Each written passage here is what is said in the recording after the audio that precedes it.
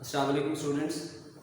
Chapter number 14 10th class के दूसरे lecture के साथ आपकी खिदमत में हाजिर हूँ। और आज के टॉपिक में इंशाल्लाह आज के लेक्चर में हम डिस्कस करेंगे पॉल्यूटेंट्स क्या हैं, उनकी टाइप्स क्या हैं और ग्रीन हाउस इफ़ेक्ट और ग्लोबल वार्मिंग और ग्लोबल वार्मिंग के हमारे इन्वायरमेंट पे क्या इफ़ेक्ट्स हो सकते हैं। यानी कि आज के लेक्चर में हम बेसिकली दो टॉपिक्स जो हैं वो डिस्कस करने जा रहे हैं। सबसे पहले हम बात करेंगे जी पॉल्यूटेंट्स के बारे में। पॉल्यूटेंट्स हम किसी ऐसे वेस्ट सब्सटेंस को कहते हैं जिनका काम क्या हो, पॉल्यूट द इन्वायरमेंट। कोई ऐसा सब्सटेंस जो इन्वायरमेंट को पॉल्यूट करे। लाइक मैं अगर आपको समझाने की बात करूँ, यहाँ आपने बताना नहीं है, सिर्फ आपको समझाने के लिए कह रहा हूँ कि एक स्टूडेंट है, वो क्लासरूम में तंग कर रहा है, टीचर बार बार पढ़ाने की कोशिश कर रहा है, बार बार पढ़ाने की कोशिश कर रहा है, लेकिन वो बात नहीं करने दे रहा, वो पढ़ाने नहीं दे रहा। तो इसका मतलब ये है कि वो भी एक तरह से वो पॉल्यूटेंट ही है, यानी कि क्लास पॉल्यूटेंट्स भी होते हैं क्लासरूम में। तो ये सिर्फ आपको समझाने के लिए बात की थी।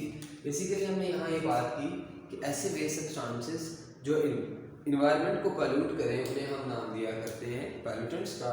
आमतौर पे हम तीन तरह के इन्वायरमेंट को डिस्कस किया करते हैं। एयर इन्वायरमेंट हो सकता है, वाटर इन्वायरमेंट या सॉइल इन्वायरमेंट। अभी जो बेटे एयर इन्वायरमेंट से रिलेटेड पॉल्यूटेंट्स होंगे उनको हम नाम देंगे एयर पॉल्यूटेंट्स का। और ये जो हमारा चैप्टर 14 है इसमें हम आगे इनकी डिटेल पढ़ेंगे आज की इंशाल्लाह। जबकि वाटर से रिलेटेड पॉल्यूटेंट्स और सॉइल से रिलेटेड पॉल्यूटेंट्स जो हैं इनकी डिटेल आप डिस्कस करेंगे हम चैप्टर नंबर 15 में। अब कोई पॉल्यूटेंट जो है वो कितना ज़्यादा नुकसानदेह है, उसने कितना ज़्यादा इफेक्ट करना है एनवायरनमेंट को, बेसिकली ये चीज़ डिपेंड करती है तीन फैक्टर्स पे। मैं फिर दोहरा देता हूँ, मैंने ये कहा कि कोई पॉल्यूटेंट कितना ज़्यादा नुकसानदेह है, कितना ज़्यादा इफेक्टिव है, एनवायरनमेंट में कितना ज़्यादा नुकसान करेगा, इस चीज़ का अंदाज़ा तीन फैक्टर से लगाया जाएगा। और ये आमतौर पे आपसे शॉर्ट क्वेश्चन भी पूछा जाता है कि वो फैक्टर्स जो जस्टिफाई करेंगे सीवियरिटी ऑफ अ पॉल्यूटेंट, कि कोई पॉल्यूटेंट कितना शिद्दत वाला है, कितना नुकसानदेह है। और इस चीज़ का अंदाज़ा लगाया जाएगा तीन बातों से। एक तो बेटे इसकी it's chemical nature. Chemical nature से यहाँ मुराद ये है कि वो पॉल्यूटेंट जो है वो एटमॉस्फेयर में जाके किस तरह से बिहेव करेगा, या वो वाटर में जाके किस तरह बिहेव करेगा, या वो सॉइल में जाके किस तरह से बिहेव करेगा। इसके साथ साथ है एक कंसंट्रेशन। तो यकीनन आप जानते हैं बेटे किसी भी सब्सटेंस की जितनी ज़्यादा कंसंट्रेशन होती जाएगी एनवायरनमेंट में वो उतना ही ज़्यादा नुकसान होता जाएगा। यानी कि कंसंट्रेशन बढ़ाते जाएंगे किसी पॉल्यूटेंट की तो यकीनन वो बहुत ज़्यादा नुकसान होता जाएगा। और जो तीसरी बात है वो है इसकी परसिस्टेंस। एक लफ्ज़ हम आमतौर पे जो इस्तेमाल करते हैं घरों में किसी को समझाने के लिए, किसी को बुरा भला कहने के लिए, हम लफ्ज़ इस्तेमाल क्या करते हैं, ढीठ। ढीठ क्यों कहते हैं जी? कि उस पर जी किसी बात का असर ही नहीं हो रहा, उसको समझा के थक चुके हैं, वो बिल्कुल बात मानता नहीं है, बात सुनता ही नहीं। तो ये जो परसिस्टेंस है ना, असल में ये पॉल्यूटेंट्स का ना वही कैरेक्टर है कि ये ढीठ कितने हैं। क्योंकि परसिस्टेंस जितनी ज़्यादा होगी स्टूडेंट्स, ये उतना ही ज़्यादा इफेक्टिव होगा, उतना ही ज़्यादा नुकसानदेह होगा। और अगर परसिस्टेंस कम है, मुज़ाहमत कम है उसकी, तो यकीनन फिर ये कम नुकसानदेह होगा। अब अगर हम बात करें, चूँकि हमारा ये टॉपिक एटमॉस्फेयर से रिलेटेड है, तो मेनली हम यहाँ स्टडी करेंगे एयर पॉल्यूटेंट्स को। एयर पॉल्यूटेंट्स क्या होंगे, harmful substances present in air. जो एयर में सब्सटेंसेस हार्मफुल आते जाएंगे उनको हम नाम दिया करते हैं एयर पॉल्यूटेंट्स का। अब यहाँ पे मेनली अगर मैं आपसे शेयर करूँ तो यकीनन बेटे एक बात ध्यान में रखिएगा कि यूजुअली किसी तरह का कोई भी जो पॉल्यूटेंट्स हैं उनकी मेन वजह ह्यूमन एक्टिविटीज़ हैं जी। ह्यूमन एक्टिविटीज़ किस तरह से हैं, क्योंकि आपको अंदाज़ा है इस चीज़ का, हम लोग फॉसिल फ्यूल्स को, ऑर्गेनिक मैटर को बहुत ज़्यादा बर्न करते हैं, बहुत ज़्यादा यूज़ करते हैं। तो बेसिकली एयर पॉल्यूटेंट्स की बेसिक वजह, कार्बन ऑक्साइड्स की बेसिक वजह, सल्फर ऑक्साइड्स की बेसिक वजह, नाइट्रोजन ऑक्साइड्स की बेसिक वजह दरअसल कंबस्टन ऑफ फॉसिल फ्यूल्स और ऑर्गेनिक मैटर है। कि कोई भी ऑर्गेनिक मैटर या फॉसिल फ्यूल जब बर्न करेंगे तो यकीनन वो हम लोग कर रहे हैं अपनी यूज़ के लिए, उससे क्या नतीजा निकलेगा कि वो एटमॉस्फेयर में चले जाएंगे और हम उन्हें नाम देंगे एयर पॉल्यूटेंट्स। एक टर्म हम यहाँ डिस्कस करेंगे, कंटामिनेंट्स। समटाइम्स क्वेश्चन आता है कि what is difference between pollutant and contaminant. तो ये भी एक शॉर्ट क्वेश्चन पूछा जाता है, इसमें कोई लंबी चौड़ी डिटेल में जाने की जरूरत नहीं है, सिंपली डिफाइन करना है। Contaminants are the substances that impure something. Contaminants हम सिंपली उन सब्सटेंसेस को नाम देंगे जो किसी चीज़ की प्योरिटी को चैलेंज करे, इम्प्योर करे। अब यहाँ पे इनके बारे में लिख सकते हैं कि कंटामिनेंट्स may नॉट हार्मफुल, कि कंटामिनेंट्स हार्मफुल हो भी सकते हैं, नहीं भी हो सकते। जबकि स्टूडेंट्स ये बात याद रखिएगा हमेशा, पॉल्यूटेंट्स हमेशा ही हार्मफुल कहलाए। पॉल्यूटेंट्स हमेशा ही हार्मफुल होंगे, उनका काम ही पॉल्यूशन काज करना है, उनका काम ही एनवायरनमेंट को पॉल्यूट करना है। जबकि जो कंटामिनेंट्स हैं ये किसी चीज़ को इम्प्योर करेंगे और दे मे और मे नॉट, ये हार्मफुल हो भी सकते हैं, नहीं भी हो सकते। अगर आपसे ये शॉर्ट क्वेश्चन पूछ लिया जाए कि what is difference between pollutants and contaminants, तो आपने सिंपली डिफाइन करना है और साथ दूसरा पॉइंट बना देना है कि pollutants are harmful in nature, जबकि जो कंटामिनेंट्स हैं वो मे और मे नॉट हार्मफुल, वो हो सकते हैं या नहीं भी हो सकते। अब हम बात करेंगे कि टाइप्स ऑफ पॉल्यूटेंट्स की। बेसिकली दो टाइप्स है पॉल्यूटेंट्स की। अभी हम बात कर रहे थे बर्निंग की, तो बेटा जी किसी तरह का कोई भी फॉसिल फ्यूल्स हो या कोई भी ऑर्गेनिक मटेरियल हो, कोई भी फॉसिल फ्यूल्स हो या कोई भी ऑर्गेनिक मटेरियल हो, जब उसकी कंबस्टन होगी, आपको पता है कि कंबस्टन हम करते हैं इन द प्रेजेंस ऑफ ऑक्सीजन, तो उसकी कंबस्टन के नतीजे में क्या होगा, जो भी वेस्ट सब्सटेंसेस बनेंगे उनको हम नाम दिया करेंगे प्राइमरी पॉल्यूटेंट्स का। थोड़ा सा अगर मैं आपको रिकॉल कराऊं बेटे ऑर्गेनिक मटेरियल्स के बारे में, तो चैप्टर नंबर 13 में आपने ये बात पढ़ रखी है, अगर कोई भी ऑर्गेनिक सब्सटेंस है तो उसमें carbon, hydrogen, oxygen, nitrogen, sulphur usually ये एलिमेंट्स होते हैं। तो जब बेटा हम किसी ऑर्गेनिक कंपाउंड को, ऑर्गेनिक मटेरियल को, फॉसिल फ्यूल को बर्न करेंगे, तो असल में इन एलिमेंट्स की जो है वो रिएक्शन होना शुरू हो जाएगा, किसके साथ, ऑक्सीजन के साथ। तो इसके नतीजे में जो प्रोडक्ट्स बनेंगे, जैसे कार्बन मोनोऑक्साइड बनेगी, कार्बन डाइऑक्साइड गैस बनेगी, नाइट्रोजन नाइट्रिक ऑक्साइड है, नाइट्रोजन डाइऑक्साइड है, सल्फर डाइऑक्साइड है, सल्फर ट्राइऑक्साइड गैस है, मीथेन है, हाइड्रोफ्लोराइड वगैरह। तो ये जो सारे सब्सटेंसेस बनेंगे, इनको फिर हम नाम दिया करते हैं प्राइमरी पोल्यूटेंट्स का। मैं यहाँ फिर से रिवाइज करा देता हूँ कि कोई भी ऑर्गेनिक मटेरियल की जब भी कंबस्टन होगी, तो चूँकि उसमें ये वाले एलिमेंट्स मौजूद हैं, उनकी ऑक्सीडेशन होना शुरू हो जाएगी ऑक्सीजन के साथ, तो ये जो हमारे प्रोडक्ट्स यहाँ बनेंगे इनको हम नाम देंगे प्राइमरी पॉल्यूटेंट्स का। जबकि यहाँ पे जो CO2 है, इसको हम पॉल्यूटेंट कंसिडर नहीं करते। क्यों नहीं करते, इंशाल्लाह आज हम नेक्स्ट लेक्चर, सॉरी इसी लेक्चर के नेक्स्ट टॉपिक में डिस्कस करेंगे। नेक्स्ट है सेकेंडरी पॉल्यूटेंट्स। अब बेटा होगा क्या, अगर आप देखें तो मोस्ट ऑफ द सब्सटेंसेस जो कि एज अ प्राइमरी पॉल्यूटेंट्स बने हैं, ये एटमॉस्फेयर में चले जाएंगे। अब एटमॉस्फेयर में जाके ये किस तरह से रिएक्ट करेंगे, या इनके रिएक्शन से जो प्रोडक्ट्स बनेंगे, उन प्रोडक्ट्स को हम नाम देते हैं सेकेंडरी पॉल्यूटेंट्स। हम लिखेंगे कि जो प्राइमरी पॉल्यूटेंट्स हैं,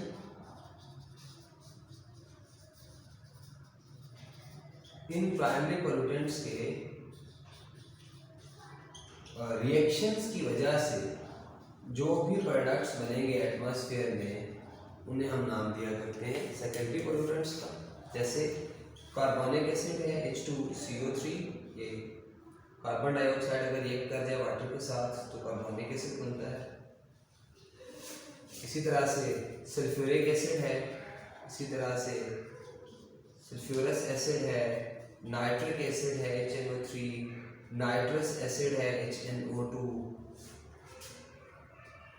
पर ऑक्सीएसिटाइल नाइट्रेट।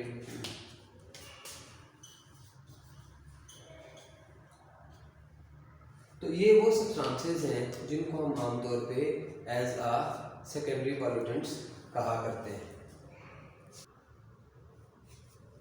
ओके, इसके साथ हमने अभी साथ ही टॉपिक डिस्कस करना है जी, greenhouse effect and global warming.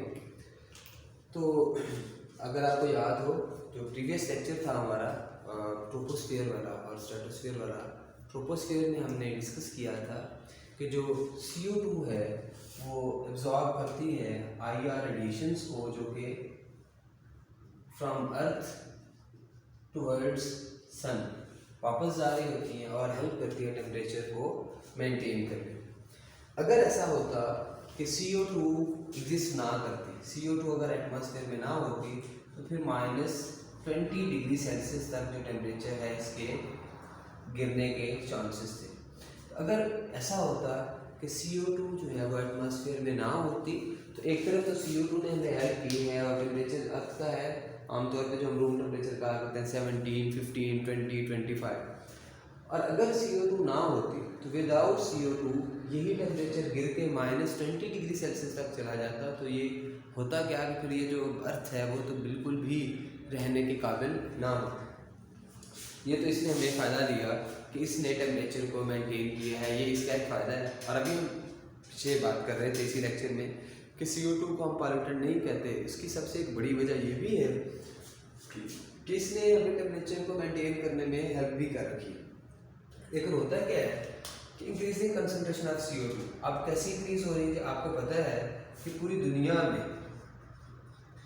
जो फॉसिल फ्यूल्स हैं उनकी कंबस्टन हो रही है। अब किसी तरह की कोई भी अगर हम कंबस्टन करेंगे तो उसमें से CO2 मेनली बनती है, CO2 लाजमी बननी है। जब भी कभी हम किसी चीज़ की कंबस्टन करें in the presence of excess air या ऑक्सीजन, तो हमेशा जो है वो CO2 गैस बना करती है। अब इसमें होगा क्या कि इस वजह से जो CO2 है उसकी कंसंट्रेशन इंक्रीज होती जा रही है। अब अगर हम गौर करें, जब CO2 की कंसंट्रेशन इंक्रीज होती जा रही है, अभी हम यहाँ पढ़ रहे थे कि CO2 एब्जॉर्ब करती है IR, जब CO2 की कंसंट्रेशन ग्रेजुअली इंक्रीज होती जा रही है तो अल्टीमेटली नतीजा क्या निकलेगा कि जो IR को एब्जॉर्ब करने की इसकी एबिलिटी है वो भी क्या होती जाएगी, इंक्रीज। और जब ज़्यादा IR एब्जॉर्ब होगी अल्टीमेटली नतीजा क्या निकलेगा कि जो टेम्परेचर है अर्थ का वो इंक्रीज होना शुरू हो जाएगा या हो रहा है, और इसी को हम नाम दिया करते हैं ग्लोबल वार्मिंग। और ये जो CO2 गैस का IR रेडिएशंस को एब्जॉर्ब करने की एबिलिटी है, इसे हम नाम दिया करते हैं ग्रीन हाउस इफेक्ट, और CO2 को हम कहा करते हैं ग्रीन हाउस गैस। और इस ग्रीन हाउस गैस की वजह से अर्थ का टेम्परेचर ग्रेजुअली इंक्रीज होता जा रहा है और इसे हम नाम दिया करते हैं ग्लोबल वार्मिंग। अब ये CO2 का हमें नुकसान हुआ, ये हमने फ़ायदे की बात की थी, ये हमें नुकसान हुआ। लेकिन एक CO2 का और बहुत बड़ा फ़ायदा बेटे कि ये हेल्प करती है in the process of photosynthesis. और आपको पता है फोटोसिंथेसिस क्या है कि वो प्रोसेस है कि जिसमें प्लांट्स कार्बन डाइऑक्साइड गैस और वाटर को रिएक्शन कराते हैं इन the presence of sunlight and green pigment chlorophyll और ग्लूकोज C6H12O6 बनाते हैं और साथ बनाते हैं ऑक्सीजन। अब अगर आप गौर करें तो ये जो ग्लूकोज है यकीनन हम इसे एज अ फूड यूज़ करते हैं, और आपको इस चीज़ का ज़रूर अंदाज़ा होगा कि जिस तरह के जो भी फल हैं या जो भी अनाज पैदा होता है, जो भी क्रॉप्स हैं, उनके ऊपर असल में कोई भी चीज़ अगर लगती है तो वो फोटोसिंथेसिस की वजह से ये बेटे। तो अगर ये CO2 ना होती, अगर ये CO2 ना होती तो यकीनन फिर ये फोटोसिंथेसिस का प्रोसेस भी ना हो पाता। इस वजह से भी इस अर्थ पे सर्वाइव करना मुश्किल था। दैट्स अगर हम गौर करें तो एक हमें फ़ायदा हुआ CO2 का कि ये फोटोसिंथेसिस में हेल्प कर रही है, दूसरा ये हेल्प कर रही है इस टेम्परेचर को मेंटेन करने में। तो चूँकि हमें CO2 का फ़ायदा ज़्यादा है, CO2 is beneficial for us, that's why हम CO2 को इसके इस कैरेक्टर की वजह से भी, इसके बावजूद भी हम इसे एयर पॉल्यूटेंट नहीं कहेंगे। अब इससे क्या हो रहा है, टेम्परेचर इंक्रीज होता जा रहा है जिसे हम नाम दे रहे हैं ग्लोबल वार्मिंग का। तो ग्लोबल वार्मिंग के कुछ इफेक्ट्स हैं। एक तो इफेक्ट ये है कि ग्रेजुअली CO2 इंक्रीज होती जा रही है, तो जिस वजह से जो टेम्परेचर है वो भी पर ईयर 0.05 डिग्री सेल्सियस जो ग्रेजुअली वो इंक्रीज होता जा रहा है। एक और इसका नुकसान ये है कि वेदर पैटर्न चेंज होगी, वेदर चेंज हो गया और सीवियर केसेस तक वेदर चेंज होने के चांसेस हो सकते हैं, जिस वजह से भी सर्वाइवल थोड़ा सा टफ हो सकता है। और नुकसान क्या है जी, melting of ice caps glaciers. Ice caps glaciers वगैरह जब पिघलना शुरू होंगे तो यकीनन वो पानी जो है वो निचेबी इलाकों की तरफ आएगा, निचले इलाकों की तरफ आएगा, जिससे नतीजा क्या निकलेगा, rising of the sea level. और अगर sea level with the passage of time increase होते जा रहे हैं, लेवल अप होता जाएगा, या वैसे आइस कैप्स ग्लेशियर्स जो है वो पिघलना शुरू होंगे, जिस वजह से फ्लड्स आएंगे। और यकीनन आप जानते हैं कि फ्लड्स फिर किस तरह से नुकसान दे सकते हैं। ये हमारा आज का टॉपिक था बेटे, गाँव में याद रखिएगा। अल्लाह हाफ़िज़।